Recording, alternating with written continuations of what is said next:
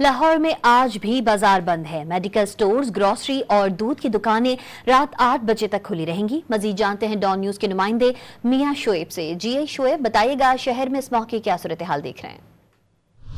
जी बिल्कुल, लाहौर समेत मुख्तलिफ इलाकों में आज जो है स्मोग में कदरे कमी आई है। आज जो लाहौर शहर आलूदा तरीन शहरों की फहरिस्त में दूसरे नंबर पर होने के साथ साथ जो एयर क्वालिटी इंडेक्स है उसमें भी कमी आई है। आज सुबह के औकात में जो धुंध और स्मोग है वो भी बिल्कुल खत्म हो गया, जिसके बाद शहरियों ने भी सुख का सांस लिया है। और इसके साथ साथ जो मार्केटें हैं उनको भी बंद करने के अहकाम जारी किए गए हैं। आज तमाम जो मार्केटें हैं वो बंद रहेंगी। वो होटल और फूड से रिलेटेड जो दुकानें हैं उनको रात 8 बजे तक खोलने की इजाजत दी गई है। इसके साथ साथ जो धुआं छोड़ती सनती यूनिट है उनके खिलाफ भी कार्रवाई की जा रही है। और लाहौर शहर में ग्रीन लॉकडाउन के जो है जेर असर जो तमाम तर जो काम है, जो तमीराती काम है, उनको भी बंद किया गया। और हुकूमत की जानब से आइंदा हफ्ते जो स्मोक की रोकथाम के लिए मजीद जो सख्ती है उस पर